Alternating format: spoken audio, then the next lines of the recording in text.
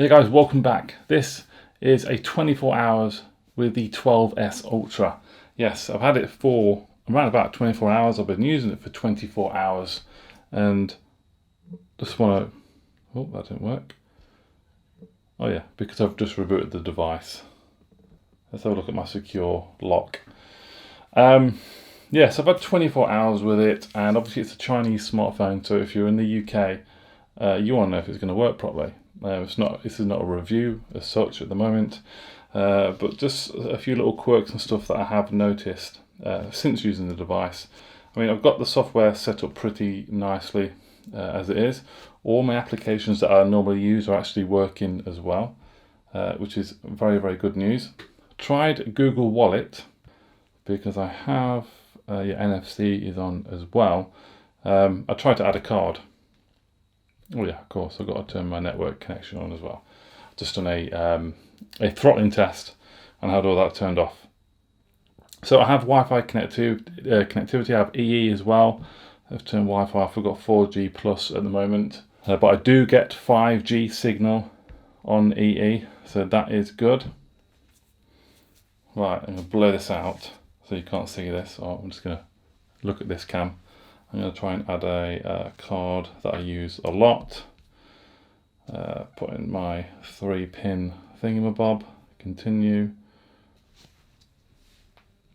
Contacting your bank. Accept. I know one person's query was, couldn't finish card setup. Okay. Let me try and add one different card. Contacting bank. Accept. Processing card details. For extra security, set a screen lock. Okay, so yeah, that's fine. Pattern. Okay, so at the end of that, I managed to add my Lloyds Bank Visa debit card. Absolutely fine. The one it didn't like adding was my Starling MasterCard account, which is a bit odd. So in terms of adding a card, I have successfully done that, albeit with a Visa debit card though. Obviously I need to test that to see if that actually does work anyway in terms of contactless payments. One annoying thing you will find when you buy Chinese smartphones is notifications. Now on this, notifications were very scarce. I don't think I got many, maybe the odd one here and there. But what you have to do with these is you have to press, go to app info, and where it says battery saver, you need to turn that off. No restrictions, so notifications are constantly working then in the background, and then you should be good to go and you should be receiving notifications. That has helped. That has definitely helped while me using the 12s Ultra, because that was putting me off a little bit yesterday. I thought, oh, I keep missing all these notifications, but that is one way to fix it. Yeah, so I have a few notifications there that have come through, which is all good. So that's one thing as well. I mean, that was my only real issue. My real bugbear was the notifications, and it seems as though I've got on top of that now. Someone also asked about Netflix.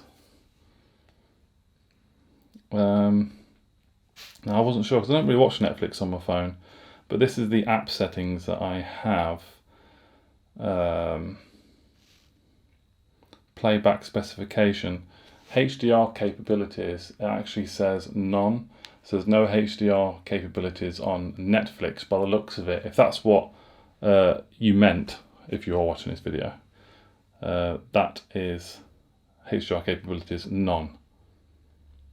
Although this is a HDR 10 plus display, it's not supported within Netflix app. That's one thing to consider as well. I downloaded Android Auto, but apparently now Android Auto now only is available for screens. I haven't got screens in my car anyway. Maps, I used Google Maps today. Google Maps GPS navigation, absolutely fine. No problem there at all. Yeah, I mean, I've just got another notification from Instagram. Yeah, fantastic. Because I had to add Instagram manually, YouTube, Facebook, and turn off that battery saver to allow the notifications to work in the background. and do you know what? I've pretty much nailed everything now. It's pretty much working perfectly, because obviously the Pixel 6 just works. Notifications come through, no bother at all. I did a CPU throttling test on this, and it handled it absolutely fine. No severe throttling at all. Cameras, I've been playing with the cameras a lot, and obviously I'm on a Pixel phone, so I really do love the pictures on my Pixel. So I have been comparing them, just briefly, and I've got to say, the camera on the 12s Ultra is very good. Comparing it to the Pixel 6 Pro, if you look at these pictures here, in fact, the more natural looking colours are coming from the 12s Ultra. The blues are sort of more vibrant on the Pixel 6 Pro, but if you have a look here, you can turn the Leica Vibrant or Leica Authentic on or off. So you're going to get sort of different looks that way. But overall, I think it's definitely standing up well against the Pixel 6 Pro. I did test the 5x zoom against the 4x optical zoom on the Pixel, but I reduced this to 4x. So I just zoomed out a little bit, got it down to 4. It's a bit difficult actually to get it bang on 4. And I did it on the Pixel 6 Pro as well. And I do think the Pixel 6 Pro does have that better sort of image, optical image at 4x. Just slightly better than the 12s Ultra. But I really like the video capabilities on this. It's smooth, smooth stability. 4K recording is very, very good.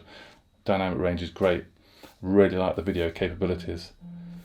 Just add another text. Cool, so notifications are coming through nicely. But yeah, that's what I have to report. I'm happy that the bands are working. So 5G, I only get 4G up here anyway. So in terms of internet connectivity, text messages are working. I'm happy. I think I finally nailed everything. So it's working really well. So that's just my little quick update. Just about 24 hours with this. Obviously battery life, I'm at 49% at the moment. If you can see that, 49% battery, and it's 3 o'clock in the afternoon. So I'm hoping that's going to take me through, because yesterday I started it with about 60% battery because I just unboxed it. Let's have a look now. Screen on time, 3 hours 28 minutes at the moment. I've got 49% left. Obviously that depends how I'm using it. I did use it today for an hour or so with mobile navigation, GPS, sorry. So that's going to drain the battery a lot, GPS usage. That's something to consider, but I think it's still early days at the moment to really judge battery life. But yeah, that's my update, 24 hours with the 12s Ultra. I've answered as many sort of queries and stuff that I had as possible. If you have anything else, pop them in the comments below, any questions, and I'll try and do a little test for you and see what results we get. But I'm happy now that I've added a bank card to their Visa. I need to look into why I couldn't add my MasterCard, but we'll see. That's looking promising anyway.